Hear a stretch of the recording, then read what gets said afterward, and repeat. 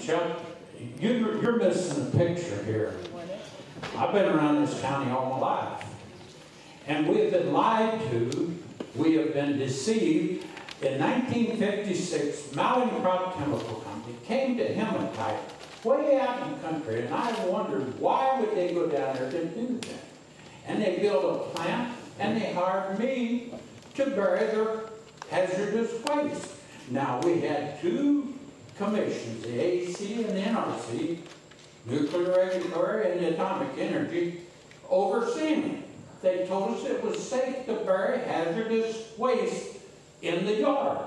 I dug these pits as deep as I could dig until I hit the gravel, which everybody knows is under low-lying ground. And water was flowing through it to the Joachim Creek, and it was also entering the aquifer to the homes miles away from this thing and polluting them.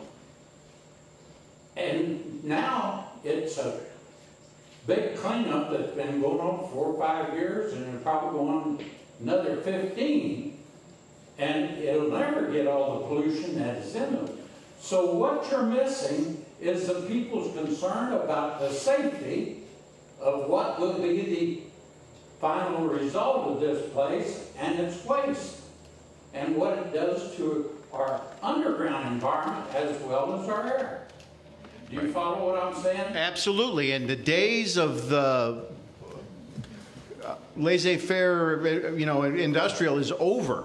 Those days are over. We would never allow what happened down there, and it absolutely amazes me that we have pollution going into the groundwater today as we speak from those things that you buried, and they're still buried in the ground, and it'll be 2 years before they even get around to addressing it. That's outrageous, and we cannot let that ever happen again. And we cannot, and I understand that, but we're not talking about doing that anymore.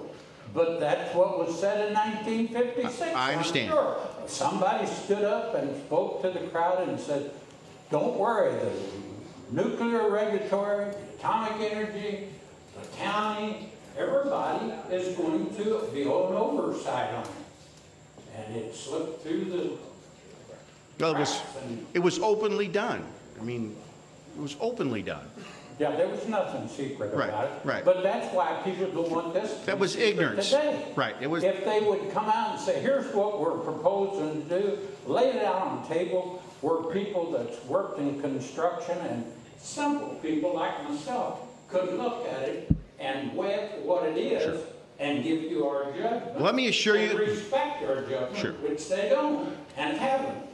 That is what the rub is today. I respect your concern, and that's why I'm here, and I'm here to listen to you. But let me assure you that every thing that leaves that plant is going to be monitored. The sewer is going to be monitored. The stormwater is going to be monitored.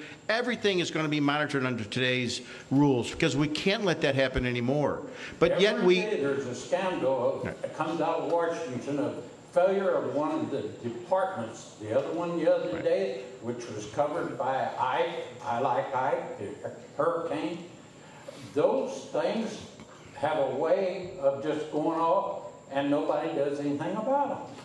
And so if the people didn't fight to protect their environment and their children, I've got grandchildren and great-grandchildren, and I want them to have a job, but I also want to be able to breathe clean air, drink clean water, and live a long life without the hazards of a smelter or something similar. Absolutely correct in that our kids need to have the cleanest water and air and land that they can possibly have, and there's no question that our kids today are breathing cleaner air than you breathed when you were a child, and that the water is cleaner now than it's been in the past 20 years, because we had 50-gallon drums for septic tanks and gray lines that ran into the creek all over this county. We got 30,000 failing septic tanks because we failed to enforce environmental rules, and we're not going to do that anymore, and we're not going to allow that with this plant. So, thank you. That's right.